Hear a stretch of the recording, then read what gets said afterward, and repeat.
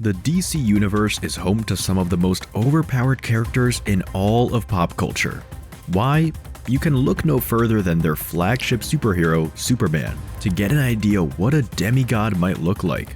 Now, among all these metahumans with powers ranging from super speed to literal new gods like Mr. Miracle, Big Barda, and Darkseid, it's pretty hard to imagine that a red, spandex-clad, quippy, shape-shifting Rubberman would prove to be one of the DCU's deadliest.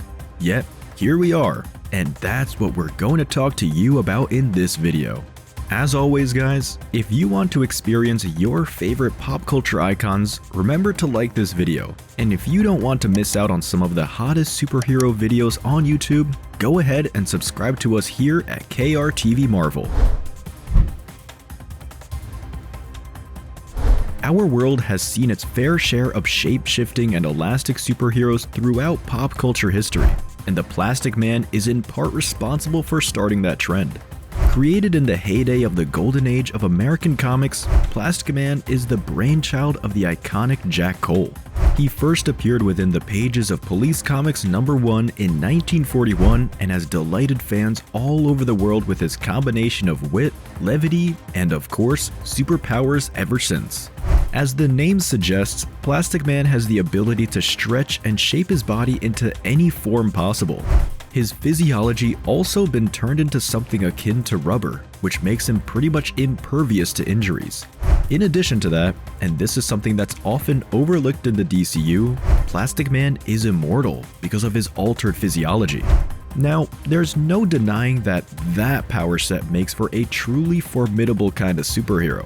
On the flip side, those abilities make Plastic Man one of the deadliest characters in the DCU should he break bad or worse. If he became a near unstoppable force of death.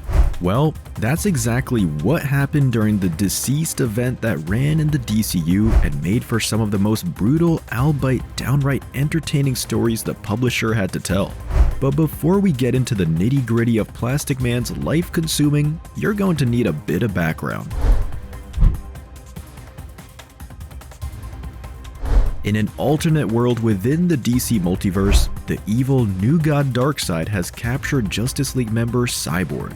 Darkseid's main goal is to unlock the secrets of the anti-life equation, a force that can eliminate any and all free will in the universe so that he can rule over it. Now, the dread Darkseid only has half of the said equation, while Cyborg has the other half hidden in his body, hence the kidnapping. Well, the short version of it is, Darkseid succeeds, but he got more than he bargained for.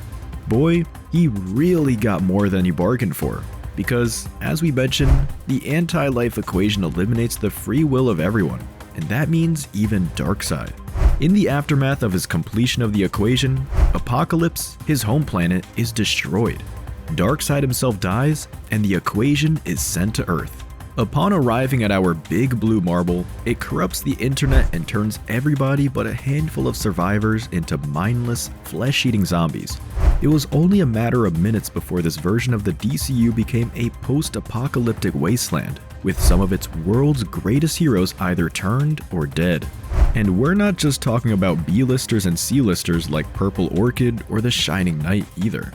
In this reality, Superman, Batman, and Wonder Woman are dead along with most of the Justice League. Half a decade passes. What remains of humanity and the superhero community are nothing but small pockets of resistance who are just doing their best to survive this mindless, deadly new world order. The surviving heroes save who they can, but it's not nearly enough to mount a resistance against this anti-life apocalypse. In this world, only two bastions of humanity remain. They're called gardens, and they're the only places on the planet that the anti-life equation's influence cannot affect. It's a beacon of hope that Poison Ivy created using her plant-based powers, which derives from the green, a universal force in the DCU that exists to allow plant life to thrive. This garden serves as both a sanctuary and base of operations for the remaining survivors of the zombie apocalypse. If you were unfortunate enough to live in this reality, yet lucky enough to survive the anti-life equation's influence, you'd probably be living here and meet heroes like Dr. Fate, Arsenal, Zatanna, John Constantine, and Mary Marvel. Heck, They were the ones who probably saved you.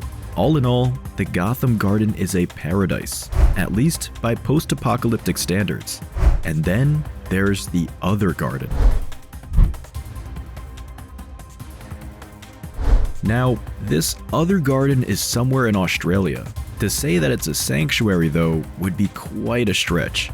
Whereas the one in Gotham was established to provide safety for humans and all the other remaining superheroes in the DCU, this one was built by the universe's wealthiest a-holes to serve as their fortress.